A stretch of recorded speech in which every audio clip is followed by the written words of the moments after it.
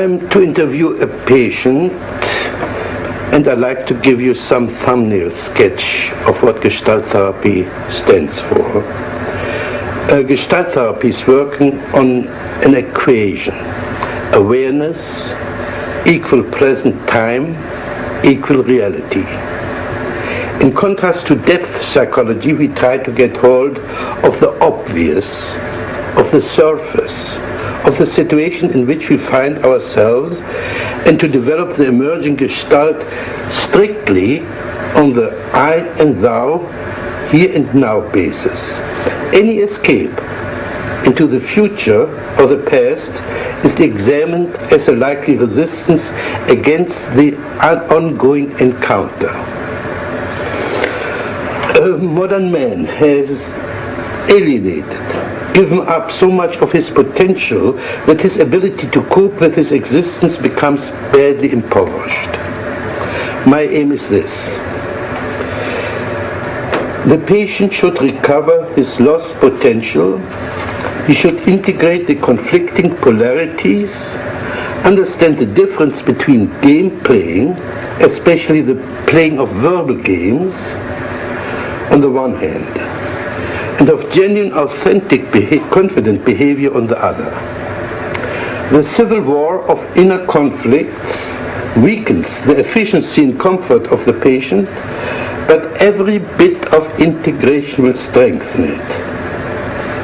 Now, in the safe emergency of the therapeutic situation, I repeat, in the safe emergency of the therapeutic situation, the patient begins to take risks and to transform his energies from manipulating the environment for support into developing greater self-support, that is, reliance on his own resources. This process is called maturation. Once the patient has learned to stand on his own feet, emotionally, intellectually, and economically, his need for therapy will collapse. He will wake up from the nightmare of his existence. The basic technique is this: not to explain things to the patient, but to provide the patient with opportunities to understand and to discover himself. For this purpose, I manipulate and frustrate the patient in such a way that he's confronting himself. In this process, he identifies with his lost potential, for instance, through assimilating his projections by acting out the alien parts of himself. Principally, I consider any interpretation to be a therapeutic mistake, as this would imply that the therapist understands the patient better than the patient himself. Takes away from the patient the chance of discovering himself by himself, and prevents him from finding out his own values and style. On the other hand, I disregard most of the content of what the patient says and concentrate most on the non-verbal level, as this is the only one which is less subject to self-deception than his verbal pseudo-self-expression. On the non-verbal level, the relevant Gestalt will always emerge and can be dealt with in the here and now.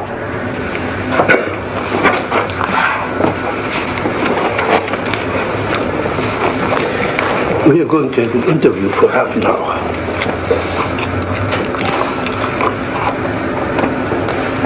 Right away, I'm scared.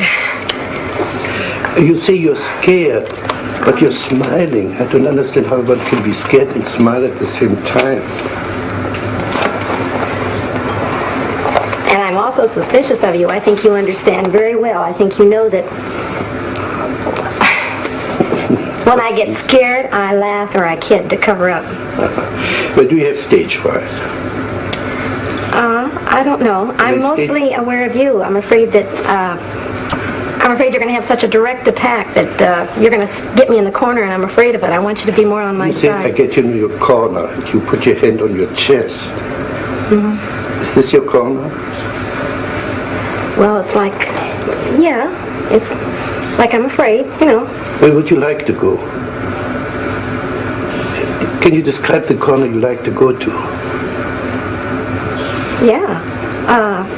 It's back in a corner where I'm completely protected. And there you would be safe for me. Well, I know I wouldn't really. Well, but it feels safer. Yes. Imagine you were in this corner, and you're perfectly safe now. What would you do in that corner? I'd just sit. Just sit? Yes. Now, how long would you sit? I don't know, but this is so funny as you're saying this. This reminds me of when I was a little girl. Every time I was afraid, I'd feel better sitting in a corner. Okay, you're panicky. Are you a little girl? Well, no, but it's the same feeling. Are you a little girl? This feeling reminds me of it. Are you a little girl? No. No, at last. How old are you? 30. Then you're not a little girl. No. Okay. So you're a 30-year-old girl who's afraid of a guy like me. Well, I don't even know if I do know I'll be afraid of you. I get real defensive with you. Now what can I do to you? You can't do anything, but I can sure feel dumb, and I can feel stupid for not having the right answers. Now what would it do for you to feel dumb and stupid? I hate it when I'm stupid. What would it do for you to be dumb and stupid? Let's put it so, like this. What would it do to me if you would play dumb and stupid? It makes you all the smarter and all the higher above me. Then I really have to look up to you because you're so smart. Yeah. Oh, yeah. And butter me up right and left. No, I think you can do that all by yourself. I think the other way around. If you play dumb and stupid, you force me to be more explicit. That's been said to me before, but I don't buy it. I don't believe it. What are you doing with your feet now? Wiggling. What's the joke now? Oh, I'm afraid you're going to notice everything I do. Gee. Don't you want me? I want you to help me become more relaxed, yes. I don't want to be so defensive with you. I don't like to feel so defensive.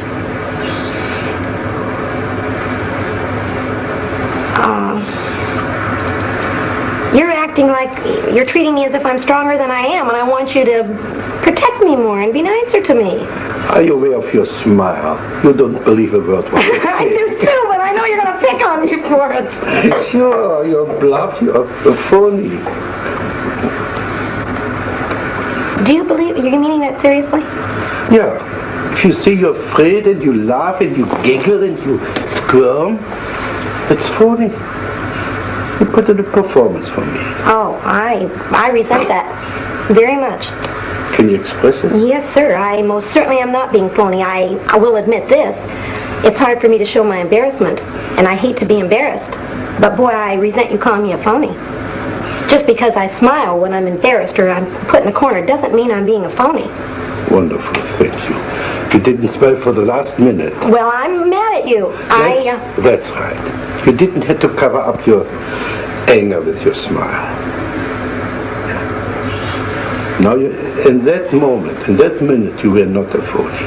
Well, at that minute I was mad, though. I wasn't embarrassed. In other words, when you're mad, you're not a phony.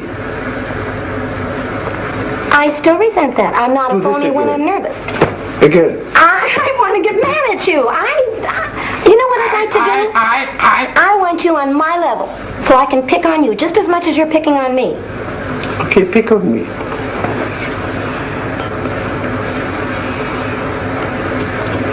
I have to wait till you say something that I can pick on. But what does this mean? Can you develop this movement? I can't find words. I want to develop this as if you were dancing.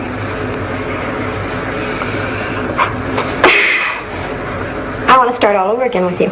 Okay, let's start all over. I know what corner I'd like to put you on. I'd like to ask you a question, and because I have a feeling you don't like me right off the bat, and I want to know if you do. Can you now play Fritz Perls not liking Gloria? What would he say? He'd say that she's a phony, for one. So you are a phony? You're a phony, and you're a flip little girl, and you're a show-off. And what would Gloria answer to that? that answer, I'd say I think you are too. Now say, tell this to me. Tell me what a phony I am. Well, I'm... See, Fritz, you're a phony. Well, phony's not quite the right word, but it's more like a show-off. A show. Like you know all the answers. Yeah. And I want you to be more human, and that doesn't seem very human to me. To know all the answers is not very human. Yeah, to right away find out how I'm kicking my feet, and why am I doing like this? Why are you doing like that? Oh dear, I've got eyes, I can see you're kicking your feet. I don't need a scientific computer to see that you're kicking your feet. What's big about that? You don't need to be wise to see that you're kicking your feet. I know, but it seems like you're trying to find some reason for it. I don't. It's your imagination. Okay, I know what I'd like from you. Can I tell you what I'd like from you? Yeah.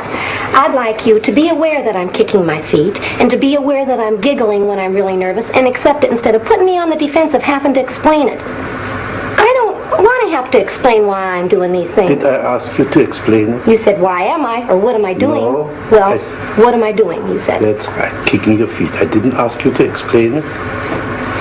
It's your imagination. That's not this Fritz, it's the Fritz of your imagination. It's a big difference.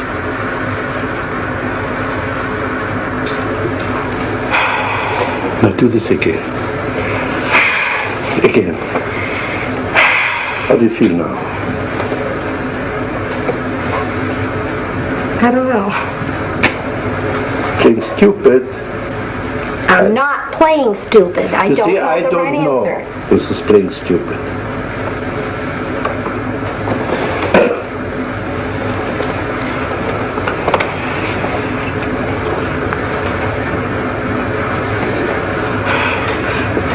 You did something with your hair there. Is by any chance something in my hair what you object to? No. No. Okay. No, but your hair and your features go along with the feeling I had about you earlier. I had a feeling like I'd be afraid of you. And you're the type of person that seems like you demand so much respect, and so you're... Please play Fritz. I demand so much respect. Play this Fritz you just saw. Well, you know how smart I am. I know more about psychology than you do, Gloria. So anything I say, of course, is right. Can you say the same as Gloria? Something similar as Gloria? But the same act as Gloria. I demand respect because... I don't know. You don't No, I don't. I identify it with my father, but not me. I don't feel I demand respect. You don't demand respect. No. Sure not. As a matter of fact, I'd like more. I'd like you to respect me more. Now you see, so you demand respect. All right, yes. Yes, as a matter of fact, if I could demand respect from you, I would. But do it. Who's preventing you except yourself? Because I feel if I get myself out on the corner, you're going to let me just drown. You're not going to help me one bit, and I know that I can't quite come up to standards with you. What should I do when you're in the corner? Encourage me to come out. Ah, you don't have enough courage to come out by yourself. You need somebody pull little damsel in distress out of a corner. Yes. So anytime you want somebody to pay attention to you, call into a corner and wait till the rescuer comes. Yes, that's exactly what I'd like. And this is what I call phony. Pardon me? This is what I call phony. Why is it phony? I'm admitting to you what I am. How is that a phony? That is a phony because it's a trick, it's a gimmick to crawl into a corner and wait there till somebody comes to your rescue. I'm admitting it. I know what I'm doing. I'm not being phony. I'm not pretending I'm so brave. I resent that. I feel like you're saying unless I come out openly and stand on my own, I'm not a phony. Baloney. I'm just as real sitting in that corner as I am out here all by myself. But you're not sitting in that corner. Well, not now.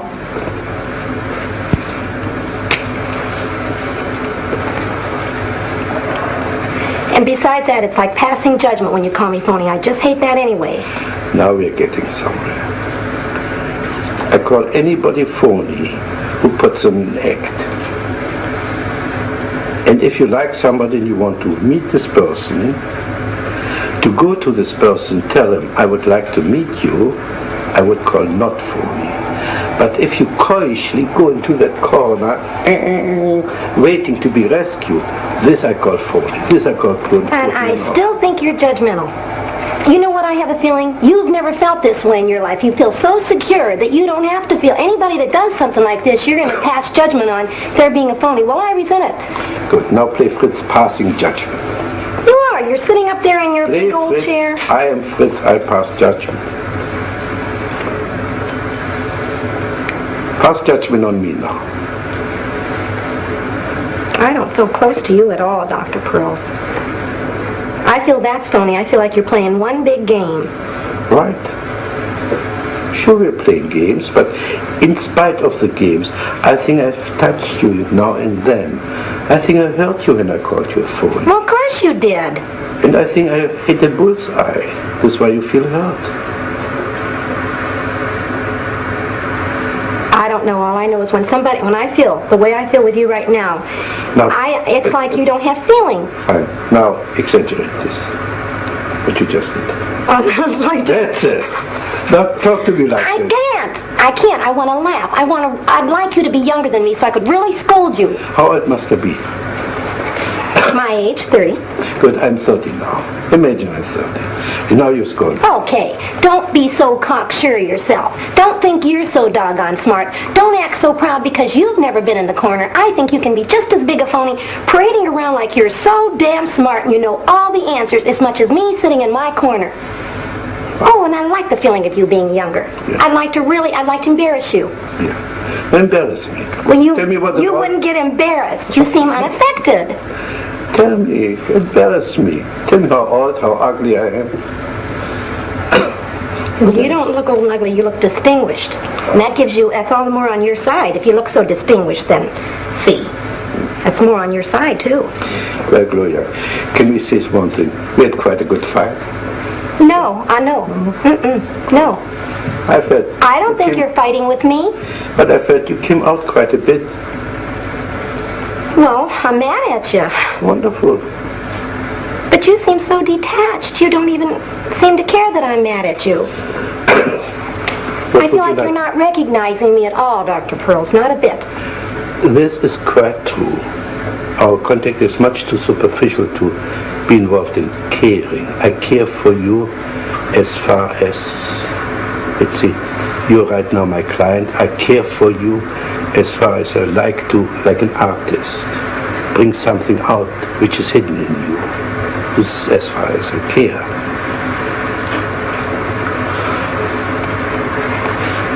Well, I'd like to feel that there's it's frustrating. If I were to leave you right now and not see you again, it would frustrate me to feel like there hadn't been more contact. I feel completely out of contact with you. Like I'm talking to the baby that doesn't understand me, or something like that. I don't feel like we're a bit in contact, and that frustrates me.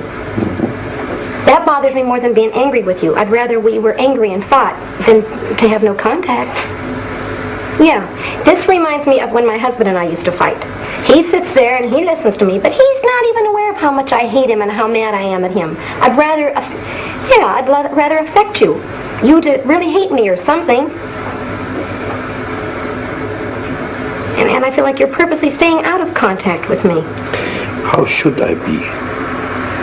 Give me your fantasy. How could I share my concern with you? I can't say in words. I know the feeling I'd see on you, but I can't say. It's just a feeling like, I don't know. It's like I want you to respect me more as a human being, that I've got feelings. Now we come back to the beginning. So you want respect. Yes, I do. I do. See? This is a different kind of respect than I meant the first time. But you need respect. Yes. I respect you so much as a human being that I refuse to accept the phony part of yourself and address myself to the genuine part. Right now, the last few minutes, you were wonderfully genuine. You were not playing anymore. I could see you were really hurting. Well, I don't feel I've got a right when I don't like somebody or I disagree with somebody who's doing. If I should respect them, if they're above me, they're superior to me, I don't feel I've got a right to really, really tell you how mad I am at you. That's garbage. You're now jacketing. You're getting back into your safe corner. Well, that's the way it feels. That's what the safe corner feels like to me. Now go back to your safe corner. Because we have to part very soon. You stayed in your safe corner. You came out for a moment. You nearly met me. You could get a little bit angry with me. Now go back to your safety. I feel like you're telling me the only way you respect me as a human being if I'm aggressive and forceful and strong. Yeah, I feel like you couldn't even accept my... I'd be scared to death to cry in front of you. I feel like you'd laugh at me and call me a phony. I feel like you don't accept my weak side only when I'm yelling back at you or hollering at you. You mustn't cry in my presence. Well, I wouldn't even give you the satisfaction. Say this again. No. Say this again. I try not to. I try not to cry in front of you or show my weak spot for fear you'd jump on me again. Are you aware that your eyes are moist? I'm aware that I feel more choky, yes. I feel that... Could you choke me? Pretend, but not for real. Why not for real? Well, because I don't hate you that much. Well, you want to choke my tears back. You want me to choke you so you wouldn't cry? I'd like to, if I'd like to choke you, it would be to make you cry. I'd like to see you weak. I'd like to see you hurt and vulnerable. What would this do for you? Make me feel like I'd have more of a right to be hurt and you wouldn't jump on me so quick. Would you jump on me if I would cry? No. Mm-mm. But I would jump on you if you would cry. You're sure of this? No, I'm not sure of it. What would you like me to do if you were to cry? You're smiling something off. Well, because I got two feelings. I was going to say I want you to love me and hug me, but then I thought, no, I don't want to. What's your objection? I'd be scared to be too close to you. Now we're getting somewhere. First you want to be close to me. Now you're afraid to be too close to me. Here's what I'm saying, but... That's right. Now we got the two poles of your existence. But they're two different feelings. Close, I mean emotionally, but not physically. Yeah. But we've got the two poles of your existence now. Either far away in a corner, or be so close that you get melted into one with the other person. And apparently you travel between the two extremes.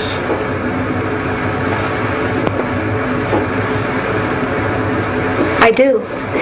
You know what I'm thinking? When I am really hurt and really upset about something, and I want someone to love me, like my girlfriend will do it a lot, and she'll come up to hug me, I don't want it. Exactly. See?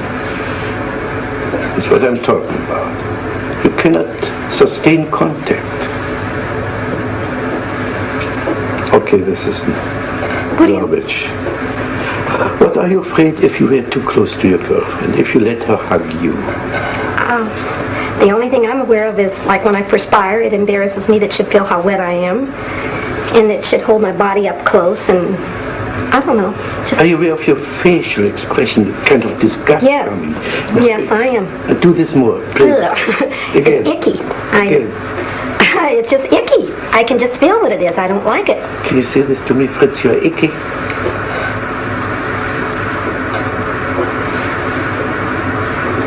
No. No? What's your difficulty? Because I feel like if you really believe me, that would hurt your feelings. Oh, you mustn't hurt my feelings. Well... I thought I was so indifferent, as you said before, that nothing could touch me. No. Now you suddenly discovered a way to touch me, isn't it? Well, you know what I believe? I believe you're the type of person sort of like me, that you act like it wouldn't hurt your feelings, but it really would. You act strong, but you're soft and vulnerable inside there, too. I think your feelings could be hurt, sure. But I don't think you'd show it very easy. What would I do? How would I conceal my feelings? By turning it back on me? by saying, now, what did you get from that, Gloria? You turned the whole thing back on me instead of showing how hurt you were. Now, can you say this to Fritz? What did you get out of this, Fritz? Say this to me. What'd you get out of what? What you just said, just a sentence. Sure, I know what you'd get out of it. If I said, what did you get out of this, Fritz, you'd say, nothing. It didn't bother me. It was you that did it. You still wouldn't let me know you were hurt. But I know what it would be if you told your true feelings, that you didn't want to show you're hurt, so you covered it up. Same way with me in the corner. Now, if I were hurt, if I would cry, what would you do with me? You wouldn't be so superior to me. You'd be more vulnerable, and I could pacify you and make you feel better. You could hug me. Yes. And I could be the baby. Yes. Yes. I'd like that. You'd feel more on my level. I wouldn't have to feel so dumb with you. And the other way around, you would have to be my baby. She would cry. You would like to play the baby and be comforted and hugged and poor thing. Well, I'd like that too. But I tell you something, Gloria. I think we came to a nice closure. I think we came to a little bit of understanding. I think we finished this situation now, all right? All right.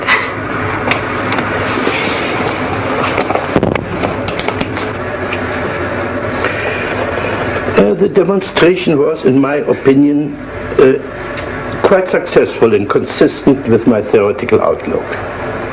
The avoidance of the genuine encounter manifested itself in three ways.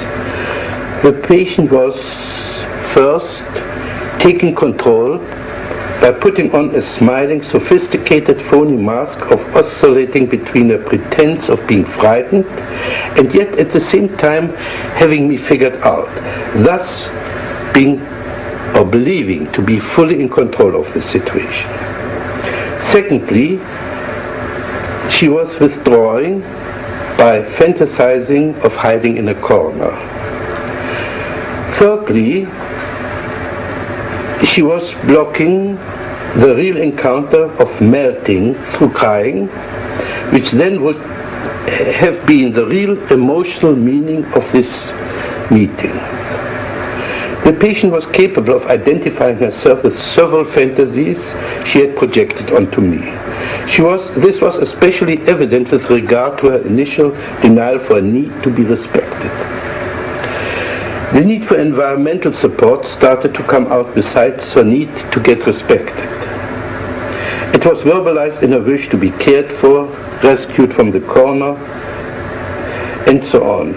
I broke off the session when the first tears began to appear. She began to play the role of the lonely child and apparently wanted to be hugged and comforted. But here too the assimilation of her projection began to work, and she began to experience holding me like a baby. Apart from assisting her and assimilating her in some projections, the main therapeutic factor was to show her the inconsistency of her verbal and non-verbal behavior. For instance, saying that she was frightened and smiling at the same time. A frightened person does not smile. Where I failed was in the direction of her embarrassment. This embarrassment was protected by her brazenness and anger. To get to her existential embarrassment, we would have to work through and eliminate the phoniness, that is, the ease with which we can superficially assume any role that is required for a specific situation. This pseudo-adaptation is her way of coping with life. This is about what I got out of this session.